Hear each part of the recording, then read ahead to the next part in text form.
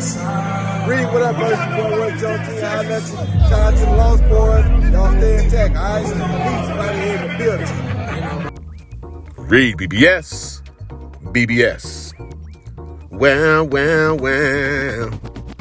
SHAKUR STEVENSON signs with Eddie Hearns, with Matchroom, with DAZN.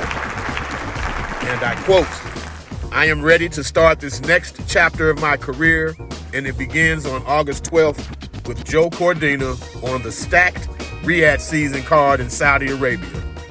I've made it clear that I want the biggest names and the biggest fights in the sport.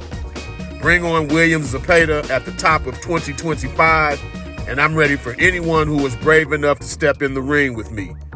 There have been few willing to take on that challenge in recent years. With Matchroom and Riyadh season, I am teaming up with a promotional force that matches my world-class talent. We will be unstoppable in and out of the ring, and I will continue to show my dominance for many years to come in the sport of boxing." Then Eddie Hearns speaks, and I quote, "I am delighted to welcome what I believe is a pound-for-pound great to the Matchroom team. SHAKUR Stevenson is 27 and already a 3-division world champion and might be unbeatable in the sport of boxing.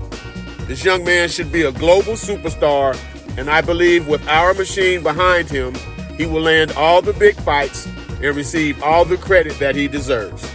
The journey begins on October 12 in Riyadh on a huge card, and we cannot wait for a future together." As I stated in the beginning, well. What happened to, he's boring. Nobody will sign him. Did you see people walking out of his last fight? He should have taken the top rank deal, 5 for 15 mil. What happened to that? And to be clear, I'm not here to absolve SHAKUR Stevenson. I'm not. If he's not your cup of tea, so be it. All I ask is you criticize him accurately. Criticize the man accurately and fairly, just like you would anybody else, just like you would your favorite fighter. Don't criticize him from the realm of false-ass narratives. That's all I ask. Oh, he's boring. He's a runner.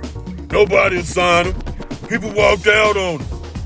With that said, when's the last time a network fixated on panning the camera to the stands during a fight? A fighter who conveniently was in his last fight on that network, no less. I'll wait. Exactly. Can't tell me the last time that happened. Worse than that, and I've said this before, I dare you to go to any arena packed with 5, 10,000 or more fans and show me a moment when there isn't 50 to 100 or more people walking up and down the aisles. It's an arena that big, there's always traffic in the aisles. Bathroom, concession stand, beer runs, whatever.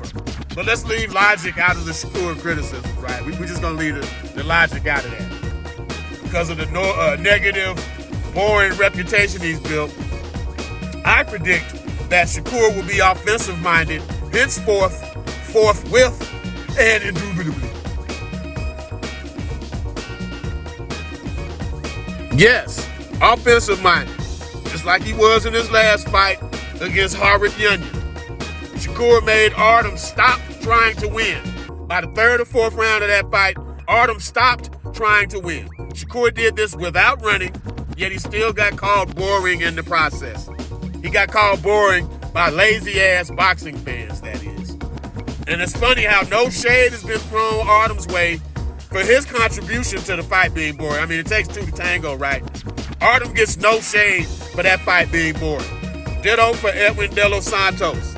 We fixate on SHAKUR's low amount of landed punches in that fight, and rightfully so.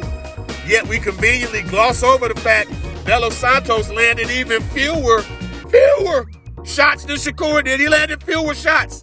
But we focus on the guy that landed more of the shots. As if SHAKUR's in the ring by himself or some shit. He in there solo. Ain't no referee. Ain't no opponent. He's just in there by himself, huh? I mean, make it make sense. The bottom line is SHAKUR Stevenson is an offensive fighter.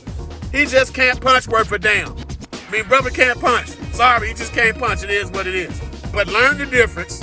And I don't know, maybe actually watch the fights for a change. That might help. SHAKUR naysayers, haters, whatever. they basically equate to lazy ass boxing fans. Simple as. Or they're fans of fighters that they know would lose to Shakur head to head.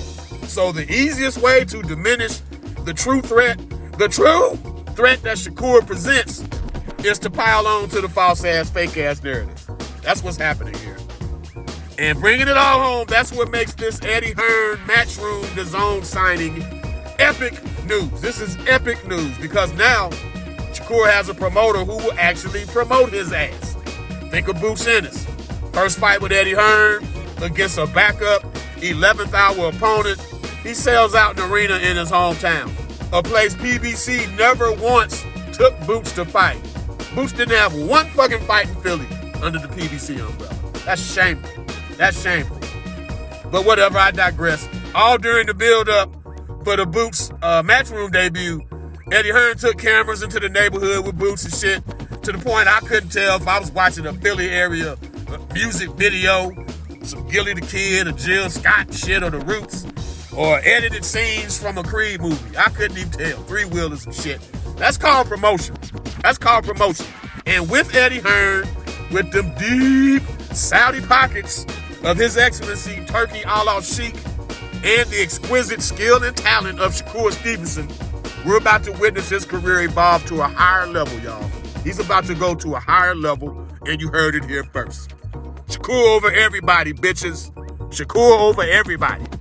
REED-BBS, BBS. Blackbird Sugar, Bachelor's in Boxing Studies. Television! Fred Sanford of the Fistic Arts. When all is said and done, there's nothing left to say or do.